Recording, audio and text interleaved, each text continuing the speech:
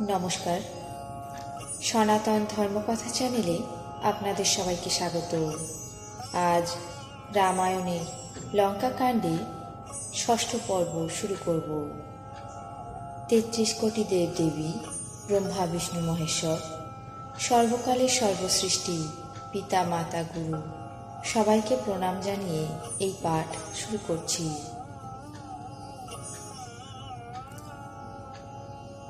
অঙ্গদ রাবণকে বলছে, শিব, ব্রহ্মা এবং অন্যান্য সকল দেবতারা, মুনি ঋষিরা যার চরণ সেবা করতে উৎসুক, তার দূত হয়ে আমি বংশকে ডুবিয়ে দিলাম।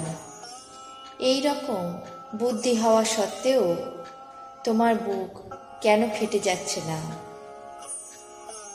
তারপর রাবণ অঙ্গদের এমন সব কঠোর কথা শুনে বললেন, আরে দুষ্ট, তোর সব কঠিন কথাগুলো আমি এই জন্য সহ্য করছি, তার কারণ আমি নীতি ও ধর্ম জানি। অঙ্গদ বলল, তোমার ধর্মপরায়ণতার কথা আমিও শুনেছি, যে তুমি পরস্ত্রীকে চুরি করো আর দুধকে কি রকম রক্ষা করো তা তো নিজের চোখেই দেখলাম। এই রকম ধর্মব্রতধারী তুমি ডুবে মরো না কেন? নাক কান কাটা তোমার বোনকে দেখে তুমি ধর্মচিন্তা করেই তো তাকে ক্ষমা করে দিয়েছ।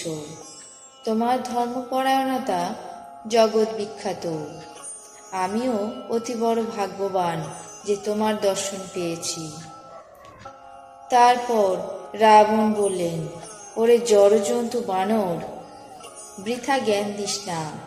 আমার বাহুগুলো তো দেখ, এরা সমস্ত লোকপালদের বিশাল বলস্বরূপ চাঁদকে রাহুর মতো গ্রাস করে। তাছাড়া তুই হয়তো শুনে থাকবি, আকাশরূপী সরোবরে আমার বাহুরূপী পদ্মের উপর বসে শম্ভুর সাথে কৈলাস রাজহংসের মতো শোভা পেয়েছিল। তোদের সৈন্যদের মধ্যে আমার সঙ্গে লড়তে পারে এমন কোনো যোদ্ধা কে আছে বলতো? তোদের প্রভু তো তার স্ত্রী বিরহে বলহীন হয়ে রয়েছে, আর তার ছোট ভাই তো তার দাদার দুঃখে দুঃখী আর বিষাদগ্রস্ত রয়েছে। তুমি আর সুগ্রীব দুই তীরের দুটি মাছ। থাকলো আমার ছোট ভাই বিভীষণ, সেও অত্যন্তই ভীরু। মন্ত্রী জাম্ববান অতি বৃদ্ধ, যুদ্ধে নামার শক্তি তার কোথায়? নল ও নীল তো শিল্পকাজ জানে, তারা যুদ্ধ কি জানে? হ্যাঁ, একজন মহাবলবান বানর আছে অবশ্যই, যে আগে একবার এখানে এসেছিল, আর সে এসে এই লঙ্কাপুরী জ্বালিয়ে দিয়েছিল। এই কথা শুনে বালিপুত্র অঙ্গদ বলল, হে রাক্ষসরাজ, সত্যি কথা বলো তো, সেই বানর কি সত্যি সত্যি তোমার নগর দগ্ধ করেছিল? রাবণের শহর একটা তুচ্ছ বানর জ্বালিয়ে দিয়েছিল, এই কথা শুনে সেই ঘটনা সত্যি বলে কে মানবে? হে রাবণ, তুমি যাকে মহাবীর বলে প্রশংসা করছো, সে তো সুগ্রীবের একজন ক্ষুদ্র অনুচর মাত্র। সে দৌড়ঝাঁপ খুব করে, কিন্তু বীর নয়। তাকে তো আমরা কেবলমাত্র খবর নেবার জন্য পাঠিয়েছিলাম। সত্যি কি সেই বানর প্রভুর বিনা আদেশেই তোমার শহর জ্বালিয়েছিল? মনে হচ্ছে এই ভয়েই সে সুগ্রীবের কাছে আর ফিরে যায়নি, অন্য কোথাও লুকিয়ে রয়েছে। হে রাবণ, তুমি সবই সত্য বলছো। এসব শুনে আমার একটুও রাগ হচ্ছে না। সত্যি সত্যি আমাদের দলে এমন কেউ নেই যে তোমার সঙ্গে যুদ্ধ করতে পারে। বন্ধুত্ব আর শত্রুতা সামনাসামনি হওয়া উচিত। নীতিশাস্ত্র এ কথাই বলে। সিংহ যদি ব্যাঙকে বধ করে তাহলে কি কেউ তাকে ভালো বলবে? যদি রামচন্দ্র তোমাকে বধ করে তাহলে সেটা রামচন্দ্রের পক্ষে নিতান্তই ক্ষুদ্র কাজ হবে এবং দোষের বিষয় হবে।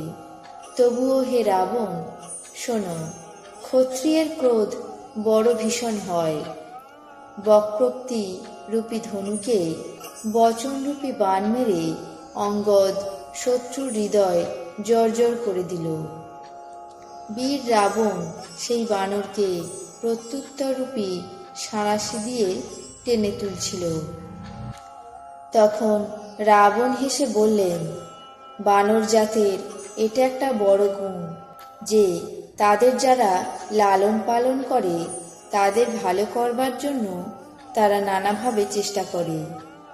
সেই বানর ধন্য যে প্রভুর কাজে লজ্জা ত্যাগ করে যেখানে সেখানে নাচানাচি করে।